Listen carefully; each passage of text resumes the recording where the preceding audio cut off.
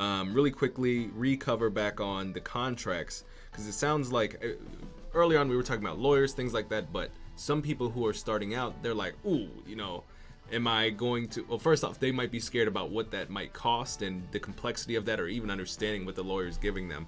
What is a simple way you would recommend someone acquire a contract? Or what is for somebody who's starting, what is the best way for them to, and you might even have, because for me, like, I have to go to lawyers to do my contracts, and they are not cheap. Right. So what I would recommend would be, I mean, you could go to something like LegalZoom, and you want to look for a contract, a professional services contract. That's the kind of business we're in, right? Professional services. You could go to an attorney and ask if they have a boilerplate of a professional services contract that you can look at, start getting ideas of what's in there, so that you can start thinking about what I don't need in there and what I do need in there. Right. Yeah. And you want, my opinion is, you want to limit your contract as much as is reasonable, because when you hand a 20-page contract to a client, it's scary. Yes. Or most people, it will scare. If you're doing business with a $50 million, $100 million business, they're not going to be scared. They're just going to say, fine. They're like, great. Right.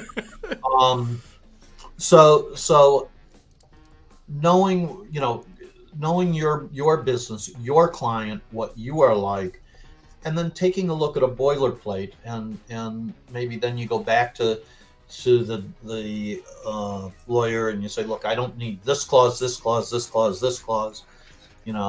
There's you mentioned in clause number 3 something, and I kind of have a different way of doing it. It's not, I mean, it's still an expense, and it's going to cost you several $100s, but it shouldn't cost you several thousand. And over time, that contract, our contract is a living document. Over time, we modify it when we see something happens that we didn't anticipate, or there's mostly, it happens with unfortunate experiences where we weren't protecting ourselves where we might have. So don't be afraid to modify that contract. Right. And also, we keep what's an NDA, a non-disclosure agreement, available.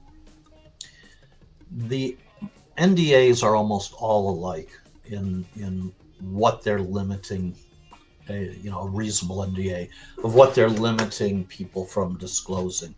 And we find that by sometimes with more legitimate businesses, bigger businesses, right, a $25-50 million client, that if we go to them and say, look, if you want to talk about your website in depth, we're happy to sign your NDA. Here's our NDA. If you want to sign that, we don't care.